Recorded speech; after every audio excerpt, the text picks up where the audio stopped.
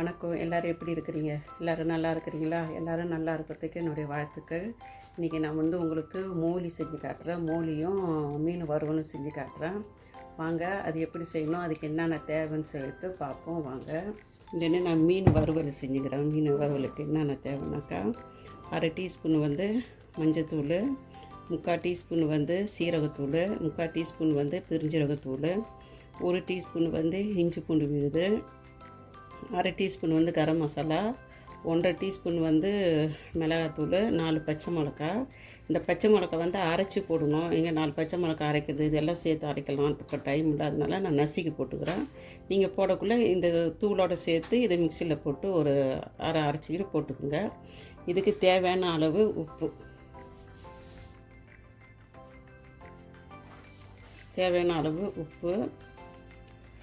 மீன் 3/4 kilo மீன், 3/4 kilo மீன் எடுத்துருக்குறேன். ஒரு 12 துண்டு இருக்குது. இந்த சாந்து எல்லாத்தையும் கொஞ்சம் தண்ணி ஊற்றி குழப்பிக்குவோம்.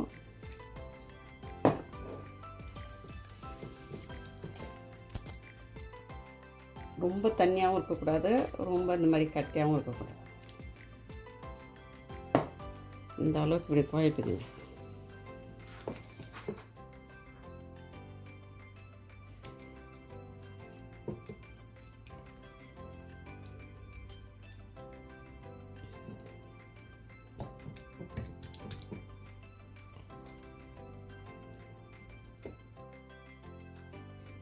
எலுமிச்சப்பழம் வேணும்னா ஊற்றிக்குங்க. எனக்கு எலுமிச்சப்பழம் தேவையில்லை, நான் ஊற்றிக்கல. உங்களுக்கு வேணும்னா ஊற்றிக்கிங்க.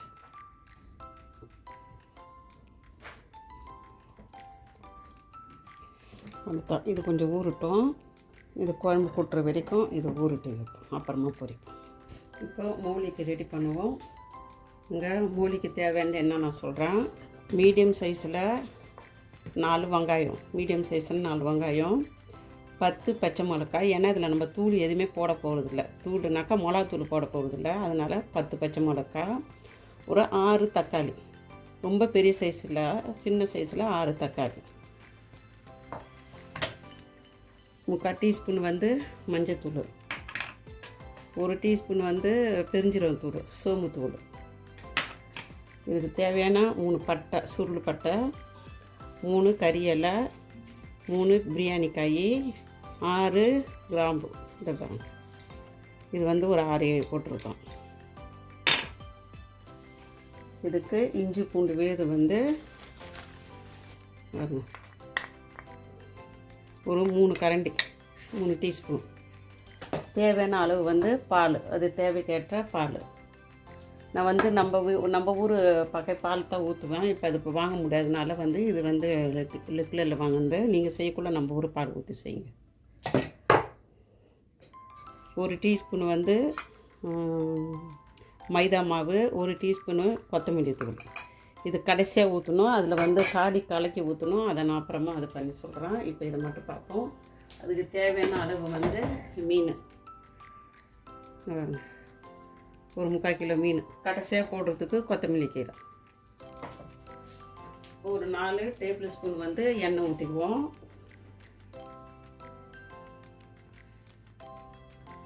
இந்த மோலி எங்கள் பெரியம்மா செய்வாங்க. அவங்க மாமியார்கிட்ட அவங்க கற்றுக்கிட்டு ரொம்ப நல்லாயிருக்கும். நீங்கள் செஞ்சு பாருங்கள், நல்லாயிருக்கும். எண்ணெய் நல்லா காஞ்சிருச்சு. பட்டையை போடுறேன். காஞ்சிருச்சு எண்ணெய். இந்த வாசனை பொருள் எல்லாத்தையும் போட்டுறேன்.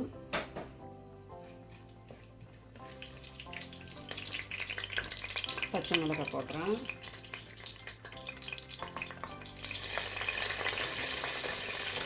பச்சை மிளகாய் வெங்காயத்தையும் போட்டேன். ஏன்னா இது என்ன இவ்வளோ வெங்காயம் தக்காளி பார்க்காதீங்க. ஏன்னா இது சோஸ் ஆனால் நிறைய வரணும். நம்ம மீன் குழம்பு போடுற மாதிரி கொத்தமல்லி தூளெல்லாம் போடலை. அதனால இந்த வெங்காய தக்காளினா கொஞ்சம் அதிகமாக தான் போடணும். நல்லா வதங்கட்டும்.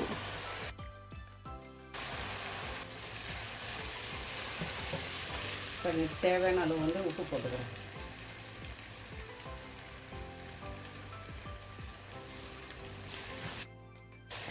இன்னும் கொஞ்சம் வதங்கட்டும். வெங்காயம் நல்லா வதங்கினா தான் நல்லா இருக்கும்.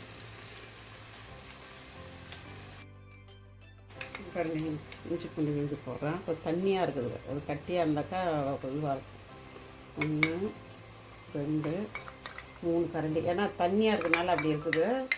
இதோட அளவு வந்து 2.5 கரண்டி அளவு 3 கரண்டி தான். தண்ணி இல்லை, எண்ணெய் ஊற்றி வச்சுருக்கேன். 3 டீஸ்பூன் அளவு எடுத்துக்கணும் வச்சுக்கணும்.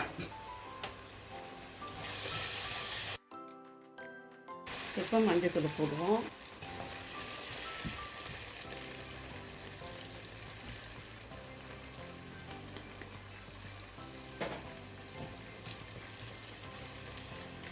எண்ணெயில் இப்படி செஞ்சு போட்டாக்கா நல்லா கலர் கொடுக்கும். நல்லா வதங்கிடுச்சு.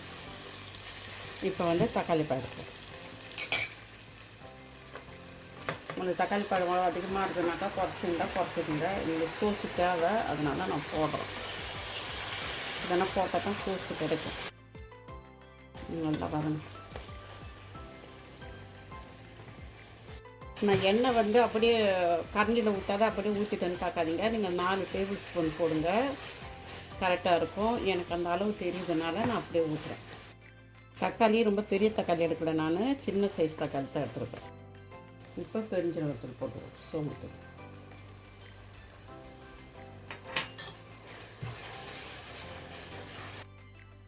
நல்லா பொரிஞ்சிருக்குது.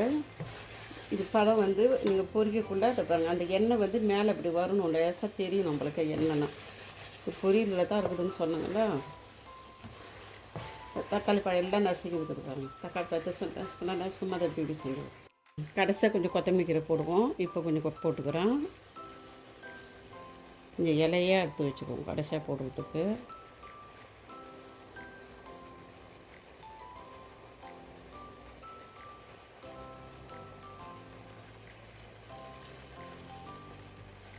இதுக்கு புதினா கீரைனா தேவை கிடையாது.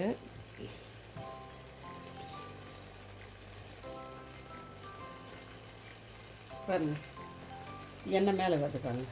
இது தான் இதோட பக்குவம் புரியுது. இதுக்கு இப்போ நான் காட்டின அளவுக்கு வந்து நீங்கள் சின்ன தேங்காய் வந்தாக்கா ஒரு தேங்காய் எடுத்து பால் எடுத்துக்கோங்க. முதல் பாலை எடுத்து தனியாக வச்சுட்டு, இந்த கடைசி பால், 2வது பால், 3வது பாலுன்னு சொல்லுவாங்கள்ல, அந்த பாலை முன்னாடி ஊற்றி கொதிக்க வச்சுக்கிட்டு மீனை போட்டு நல்லா கொதிக்க வச்சுட்டு கடைசியாக வந்து அந்த முதல் பாலை ஊற்றணும். அப்படி இல்லை, நீங்கள் இந்த மாதிரி பால் வாங்கி ஊற்றுறீங்கனாக்கா முன்னே தண்ணி ஊற்றி கொஞ்சம் நல்லா கொதிக்க வச்சுக்கணும். அப்புறமா மீனை போட்டுட்டு இது கருதம் தேங்காய் பால் கொஞ்சம் ஊற்றிட்டு மீனை போடணும். முன்ன இதெல்லாம் தண்ணி ஊற்றி நல்லா கொதிக்க வச்சுக்கணும். சின்ன தேங்காய் வந்தால் 1 போட்டுக்கோங்க, பெரிய தேங்காய் வந்தாக்கா ஒரு 1/2 மூடி போட்டுக்கோங்க. இல்லை தேங்காய் வந்து உங்கள் இஷ்டத்துக்கு செஞ்சுக்கோங்க. நான் 1.5 வேறு தண்ணி ஊற்றிக்கிறோம். 1.5 கப்புன்னு வச்சுங்க.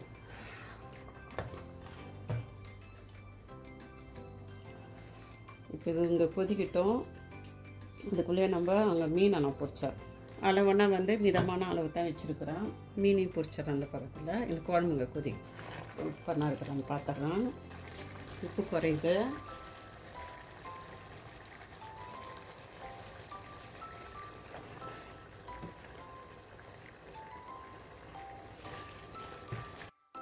இப்போ அந்த மீனை போட்டுருவோம். ஒரு 3/4 கிலோ மீன்.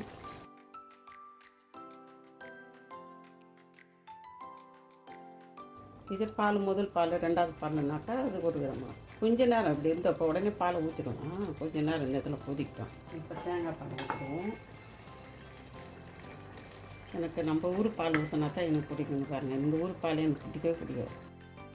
இப்போ இதை கொதிக்கிட்டோம். மீன் பொரிக்க போகிறோம்.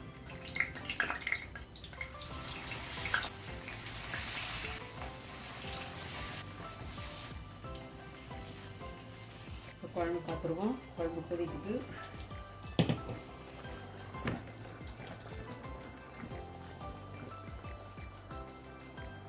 சும்மா கரண்டி இது பண்ணாத லேசாக அடிக்கடி பிடிச்சிருக்குதான் இந்த இப்படி எவ்வளோ தான். இந்த மீன் எல்லாம் அப்படியே இருக்கும். ஒரு 15 நிமிஷம் இது கொதிக்கிட்டோம்.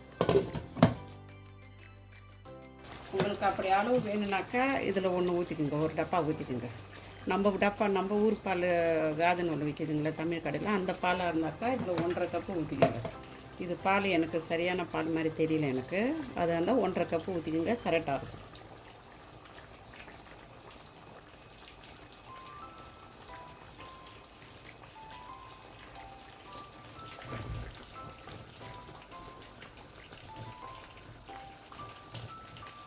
நான் செய்கிறேன், நீங்கள் இப்படி என்ன செஞ்சிடாதீங்க. கையில் இதை இப்படி செய்யுங்க, இப்படி செய்யுங்க. ஏன்னா நம்ம பழக்கெல்லாம் செஞ்சாக்க கீழே ஊற்றிட்டோம். இன்னும் ஒரு 5 நிமிஷம் கொதிக்கட்டும் குழம்பு.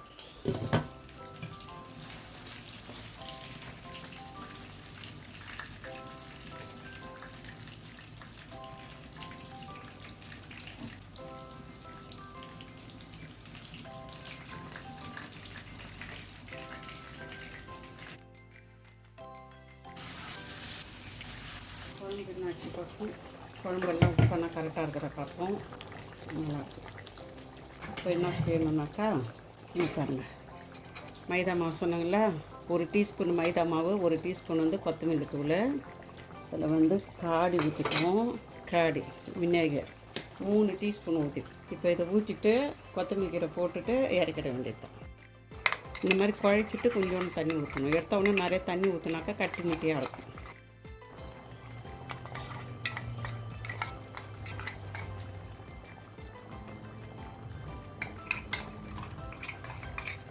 அவ்வளோதான், குழம்பு ரெடி ஆகிடுச்சு. இப்போ வந்து கலக்கி விட்டுடுவோம். இப்படி தான் எங்கள் பெரியம்மா வந்து செய்வாங்க. அவங்க மாமியார் வந்து அவங்களுக்கு கற்றுக் கொடுத்துட்டு எங்களுக்கு இப்படி தான் கற்றுக் கொடுத்தாங்க. அது என்ன எதுவும் பிடிக்கல, நல்லாயிருக்கு. ரெடி ஆகிடுச்சு, மூடி ரெடி ஆகிடுச்சு. இங்கே பாருங்கள், இந்த திக்னஸ் வந்துருச்சு. இன்னும் இந்த மைதா மாவுனா ஊற்றிக்கிறாங்களா, இன்னும் கட்டி ஆகிடும். அது இப்போ உப்பு புளிப்பு காரம் எல்லாம் பார்ப்போம். கரெக்டாக இருக்குது, காடியும் கரெக்டாக இருக்குது. அவ்வளோதான், குழம்பு ரெடி ஆகிடுச்சு. இதில் கொஞ்சம் கொத்தமல்லி கீரை போட்டு விட்டுட்டு அடுப்பை நிறுத்திடலாம். குழம்பு அடுப்பை நிறுத்திடலாம். முடிச்சு குழம்பு ரெடி ஆகிடுச்சு. குழம்பு மீன் மோடி குழம்புன்னு வருது. மீன் மோடி ரெடி ஆகிடுச்சு. இப்போ வந்து மீனை போட்டோம்னாக்கா வேலை முடியும். இப்போ பாருங்க, மீன் மோடி, மீன் வறுவல் செஞ்சுருக்குறேன்.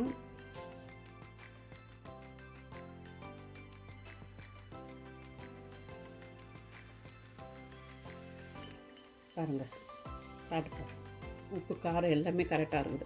உங்களுக்கு இந்த வீடியோ பிடிச்சிருக்கும்னு நினைக்கிறேன். நீங்களே செஞ்சு சாப்பிடுங்க. எல்லோரும் சந்தோஷமாக இருங்க. அடுத்த வீடியோவில் பார்ப்போம். பாய்.